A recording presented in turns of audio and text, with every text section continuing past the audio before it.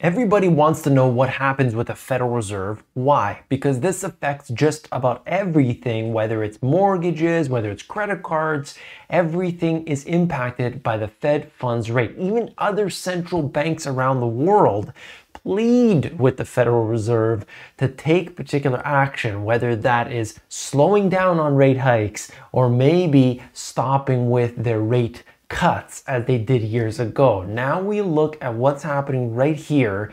Information has been released. I wanted to bring it to you, and then I'll show you the direct impact that has on you and your family. Let's begin by showing you this. The meeting minutes were released, and that just gives us a little bit of insight. Jerome Powell said at the last meeting, give it a few weeks, you're going to see the minutes that come out, and that will explain where we are and what we believe.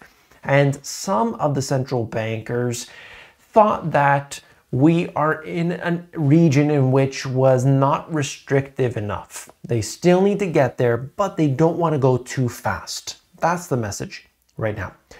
Bullard is one individual that was really easy all the way through up until 2020 and then suddenly became really restrictive in the last year.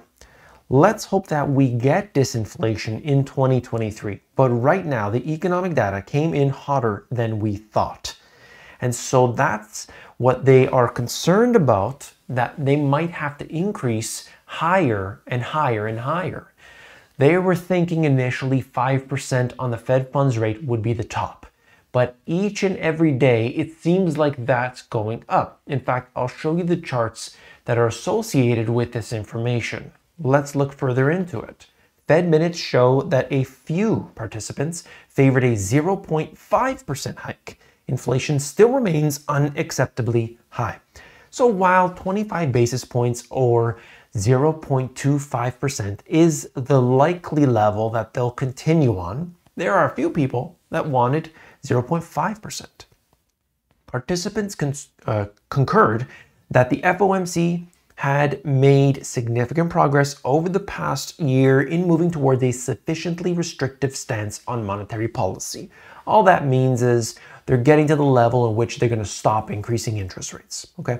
Even so, participants agreed that while there are still signs that the cumulative effect of the committee's tightening the stance of monetary policy had begun to moderate inflationary pressures, inflation remained well above the committee's longer run goal of 2% and the labor market remained tight. Essentially saying that we have more work to do. We have to crush inflation, and how do we do that? By increasing interest rates. That's all they're saying. It's a lot of Fed jargon and nonsense, but here we are. I wanted to give you the charts because that's key. Okay? Financial conditions. This is the blue line, and then we see the red line, which is the Fed funds rate. So the blue line, Financial Conditions Index, has been tightening ever since that FOMC meeting. During this period of time, we had watched financial conditions tighten up until this period of around, let's say, October, and that just happened to coincide with the market performing better. Isn't that the case? Where September-October timeframe, markets bottomed out and they went up. This is, of course, directly correlated. What are the financial conditions? Well, there's a bunch of different things, and there are many different financial conditions indexes, but essentially it's how easy or tight the financial system is right now. That's a simple way of putting it. And so we are watching internally things getting a little bit tighter. What's happening with the markets? They are responding accordingly. These two things need to be always looked at together. It's very important. The markets, financial conditions directly impact each other regularly. This is just showing us the point at which, as soon as that FOMC meeting happened, that was the bottom. It's starting to tighten ever since. This just compares the terminal rate. So what we're looking at is where the market believes that they'll stop at. 5.3%. Who knows where that will be? And then the rate cut expectations.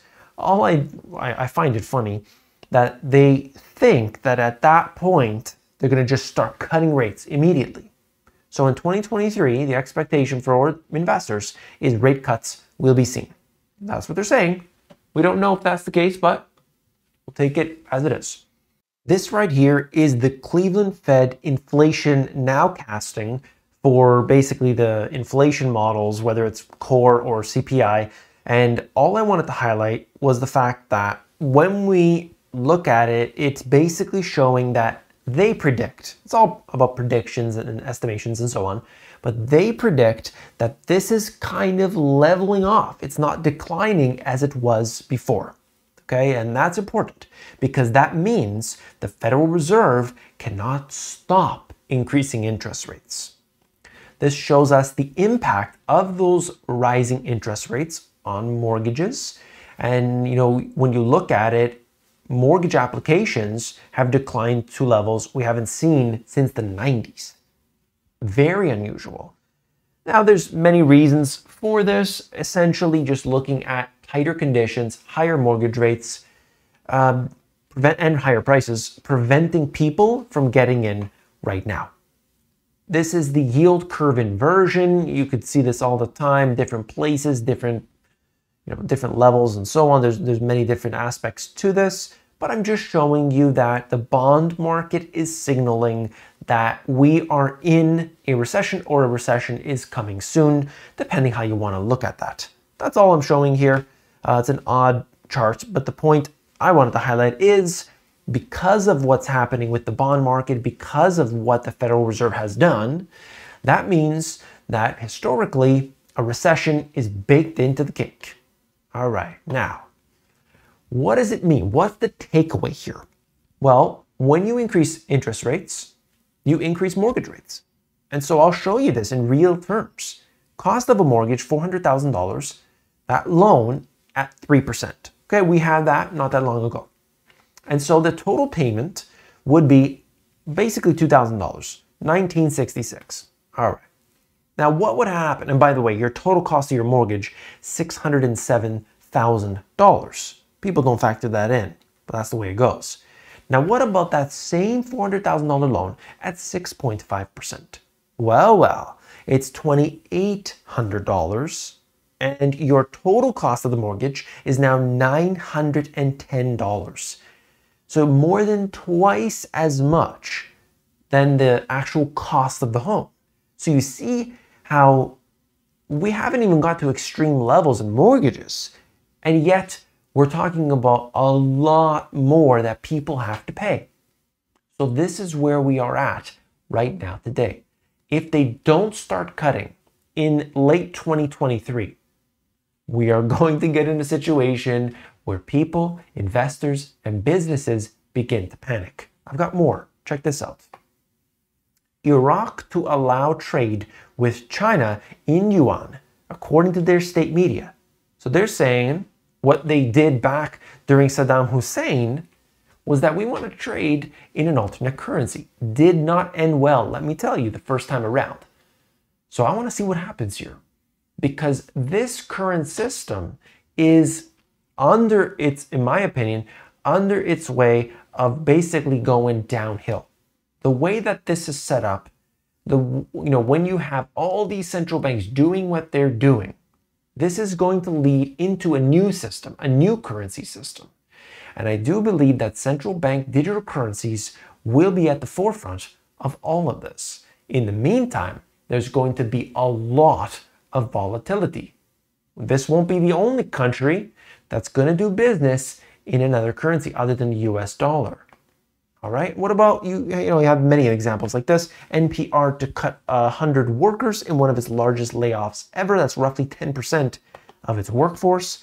Meta prepares for more job cuts to downsize about 1,000 in major business overhaul. Many different companies are doing this. I think it is pretty obvious when you look at it what happens here. Increased interest rates, that has a material impact on a businesses and individuals' ability to borrow money. That then has a direct material impact on whether they can hire or whether they must fire. And that's what's going on here. We're seeing that. If the businesses do not have access to cheap capital in the next several months, there's going to be more layoffs. This is going to affect many different businesses. If we do see an actual full-blown recession where this is like hitting hard, unemployment starts rising, all these things start to occur, then we're going to have some impact on the stock market. I think it's going to be quite devastating, where you'll start to see the delinquencies rise. You may start to see stimulus packages come out there to try and mitigate some of this, but ultimately it's going to be a problem that we will be feeling for a little while. Right now, it's really not that much of an impact because we haven't left interest rates at an elevated level for a while. It's not even a year, basically around the year, I should say. If it goes longer, get ready because the pain is coming. That's my message for today. If you found it informative, I'm always trying to bring you those takeaways. Now I'm trying to really hit that home. So I do appreciate your comments. I appreciate your thumbs up. And of course, I'll see you tomorrow. Take care.